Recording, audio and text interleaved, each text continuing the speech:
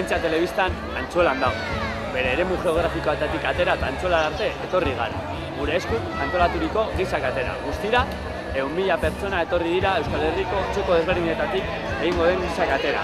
Plentzia eta Gorliz Antxolan daude eta guztira 700 pertsona etorri dira. 7 autobus. Eroiedu konkistarik borondateak elkar. Gorlizetik gatoz, hor familia guztiagaz, Kristoen eguraldi honegazia gure erabakitze eskubideen alde, guztion artean lortzen dugun. Ez du beste inor mendean hartu nahi, etorkizuna hautatu ez besterik.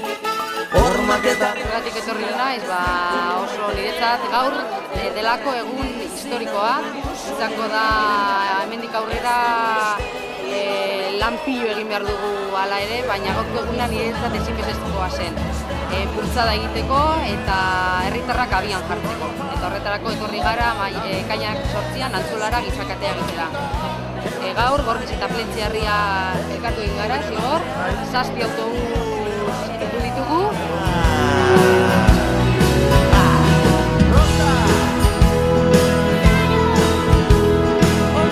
Hemos venido los de Plentzia y los de Gorliz, punto. Así que una experiencia para apuntar. Arrancamos con esto y esperemos que esto sea un inicio. Y luego, año tras año, seguir para que esta cuestión vaya para adelante.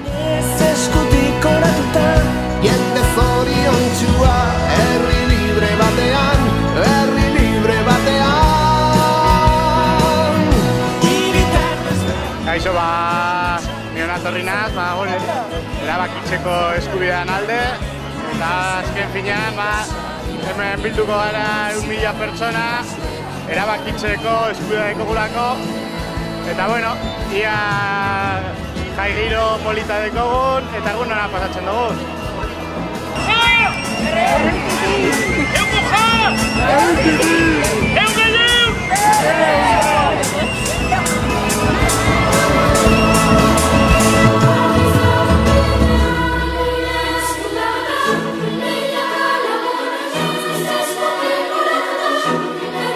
Cualquiera que lleva el euskera al corazón debe estar aquí. Hay que hacer este pequeño esfuerzo y además hay que aprovechar que creo que es un momento importante para reivindicar lo que siempre hemos aspirado y que quizás se puede conseguir, Yo soy optimista, estoy viendo además muchísima gente conocida y eso me encanta.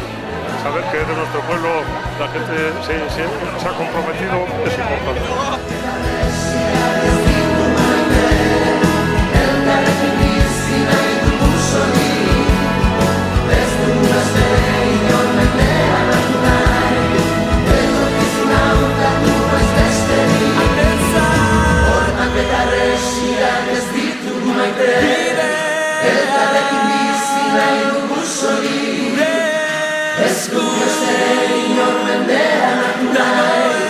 Eta